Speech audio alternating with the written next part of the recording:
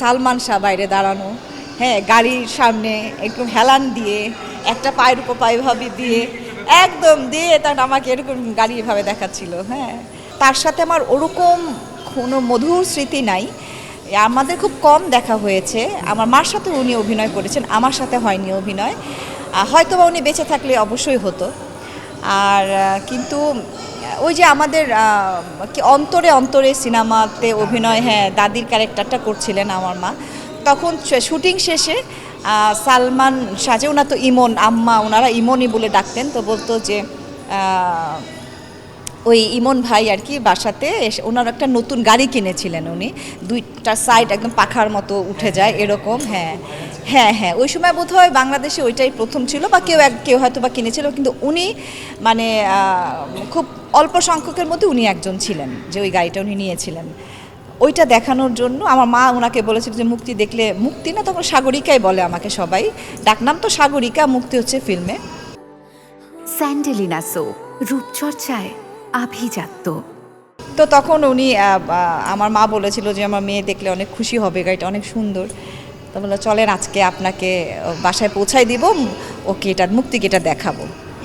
পরে বাসায় আসে হঠাৎ করে শুনি যে আমার নাম ধরে ডাকছে। হ্যাঁ, তো না মুক্তি, ওনারা তো আমার নাম তো মুক্তি জানে ওনারা, হ্যাঁ, বাসাতে সাগরিকা, তো মুক্তি মুক্তি বলে ডাকছে। তো তখন আমি ভাবছি যে কে ডাকে। হ্যাঁ, জানালাতে গেলাম, জানলার সামনে গিয়ে দেখি যে মানে অবাক কাণ্ড, যে সালমান শাহ বাইরে দাঁড়ানো, হ্যাঁ, গাড়ির সামনে একটু হেলান দিয়ে একটা পায়ের উপর পায়ে দিয়ে একদম দিয়ে তার আমাকে এরকম গাড়ি এভাবে দেখাচ্ছিল। হ্যাঁ, পরে আমি তো অবাক হয়ে বলছি যে আপনি এখানে? হ্যাঁ, বলে যে তোমাকে আমি গাড়িটা দেখাতে আসছি, এই যে তোমার আম্মাকে এখানে নামাই দিতে আসছি, জোরে জোরে বলতেছে তোমার আম্মাকে নামাই দিতে আসছি।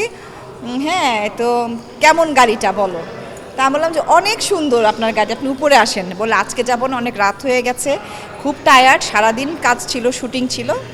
তো আমি যে আনুদি, তো সবাই আম্মাকে আনুদি বলতো, যে আনুদিকে নামাই দিতে আসছি, আর ইনশাল্লাহ আরেক সময় আসবো। তো ওই আশাটা আর হয়নি। হ্যাঁ, তারপরেই তো, হ্যাঁ, ওইটাই আমার সাথে ওনার শেষ দেখা ছিল। এই যে এরকম একটা ক্ষণজন্মা নায়ক, মানে অল্প সময়ের মধ্যে তিনি অনেক কিছু করেছেন, তিনি নেই, তার মৃত্যু নিয়ে একটা রহস্যই চলছে, আসলে আপনি কি বলবেন? এটা অনেক দুঃখজনক যে এতগুলো বছর পার হওয়ার পরেও কেউ বলে উনি আত্মহত্যা করেছেন, কেউ বলে ওনাকে খুন করা হয়েছে। তো এই বিষয়গুলো কেন এমন হবে?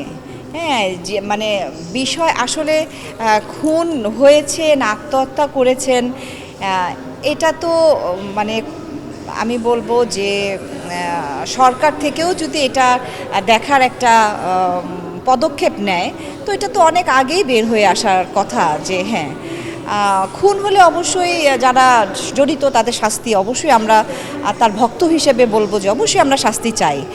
আর যদি আত্মহত্যাই করে থাকে, তো কাদের মানে প্ররোচনা এসে আত্মহত্যা একটা মানুষ এমনি এমনি করে না। হ্যাঁ, এমনি এমনি তো মানুষ মানে নিজেকে নিজে শেষ করবে না, নিশ্চয়ই কোনো কারণে না কারণে করে। তো সেটাতেও যদি কারো মানে প্ররোচনা থাকে, তাহলে আমার মনে হয় তারও শাস্তি হওয়া উচিত। হ্যাঁ, আর যাই হোক, আল্লাহ তাআলা তার মানে উনি যদি আত্মহত্যাই করে থাকেন, তাহলে আল্লাহ ওনার সমস্ত গুনাহ মাফ করে দেখ, এটাই আমি দোয়া চাইবো। কিন্তু আমাদের ফিল্মের জন্য অনেক ক্ষতি হয়ে গেছে আসলে, এই সালমান শাহর মৃত্যু বলেন, মান্না ভাইয়ের মৃত্যু বলেন, হ্যাঁ, ওনাদের মৃত্যুগুলোতে আসলে আমাদের ফিল্মের জন্য অনেক ক্ষতি হয়ে গেছে।